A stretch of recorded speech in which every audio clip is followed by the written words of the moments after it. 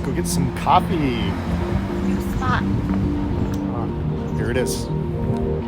Morse Coffee Company.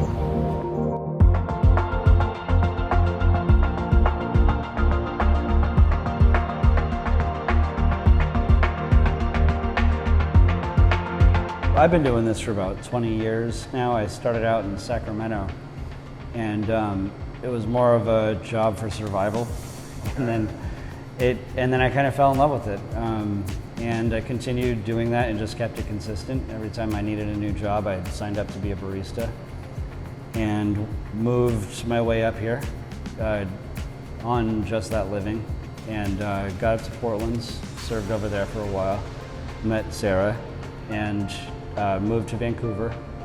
After meeting Sara and then working in the Vancouver area for about 10 years, my brother-in-law lives out here, and sister. And he every time he came and visited, he'd ask, he just presented the need for specialty coffee in Lake Oswego. And so I kind of kept my eye over here. And then the pandemic hit and things were kind of falling apart, and my job as well, and no better time than just to do it now. So just based on that need socially that him and I were talking about, we decided to open up the shop here. My dad got involved, and then Sara, she jumped ship entirely. She used to work as a purchasing agent, right?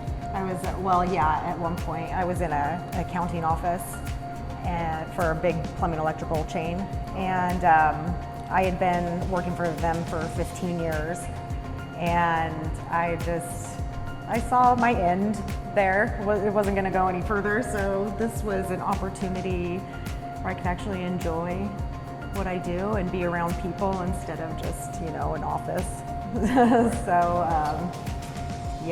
So plus the commute wouldn't have been very fun for very long for you, traveling back and forth. So I jumped on ship, and then we moved over to be closer to here, and here we are. That's great. Yeah. You guys opened, we got to taste it, and it is amazing. We think the best, coffee shop here in Oswego. Thank you. So we really appreciate you guys being here just from our own personal Thank coffee you. needs. As we all know, owning a small business is a lot of work. Yeah.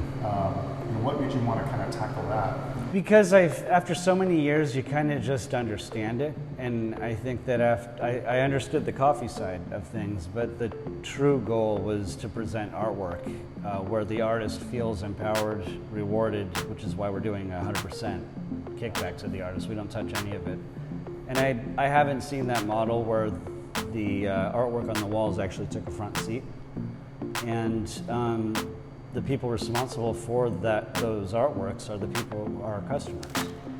And to that degree, I thought that it would just be wonderful if people could make a sincere statement and make it kind of stay.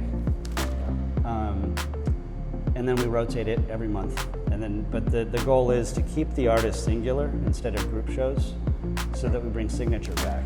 So you think, remember that one show, and you say the name. And that's kind of, theoretically, I think that could heat up a little bit of culture. Are you guys, is there some kind of event or something that you guys are doing to highlight that? Not yet. We do want to do art openings. I was talking to some of the other businesses that are also coming about. There's a wine business that's opening, and we're talking about maybe starting up a First Friday or something like that. Yeah, and just open our doors for the night and let these people really feature themselves. So kind of just, Lake Oswego already has a great art involvement. You'd almost see it walking around. And just to push it even more, let's get more people involved. The outside looks great, let's get the insides looking good too. Your beans are made from Upper Left Roasters and Lads Edition. What made you guys want to have their beans? I knew their lead roaster about 10 years ago, and I watched him actually create Upper Left with the owner over there. Like, it was just kind of seeing an old buddy go somewhere else. So I kind of kept a beat on that, just because I knew what his roast profiles were as a barista. And one of my main things is a barista is nothing without his roaster. So I keep an eye on some of these guys because I can really see their palates and what they're capable of. I knew that Upper Left would blow up because of this handshake between the two. And just kind of kept my eye on it. So I already had a preconception, and then when this hit, and this hit really fast. I mean, the decision was made last October. And so it was almost sitting there waiting for me as to who I would go for if I opened one of these. And the opportunity came. So they were kind enough to let me be part of it too. That was a hard ask. Like, hey, can I sell your beans? You know, and they're exactly who I thought they were this whole time. Yeah, that's great. Arguably the best, and I welcome the argument. That's what I'm doing with I think them. my wife would agree with you on that one. Yeah. Yeah. How's your experience been so far? I know it's just been a small amount of time, but just being a local small business in Lake Oswego, have you found that people to be welcoming of your business, or how's that been for you so far? The neighborhood's been actually very amazing and very welcoming from day one, and still on. Like, we're kind of letting people do some self-discovery of us instead of kind of pushing our name so far out there, just considering the time frame that we opened, to be considerate of other businesses that maybe weren't doing so well. So we're letting people, walk by and just look over even, and, while they're out strolling with the dog or something. There's been a lot of that and a lot of word of mouth, because Lake Oswego, people talk around here in a lovely way, of course. So that has actually, I feel like the word of mouth has been extraordinary for us, along with, we have the farmers market, so people do a lot of walking back and forth here, and it brings a lot of different people from different parts of Lake Oswego down here too.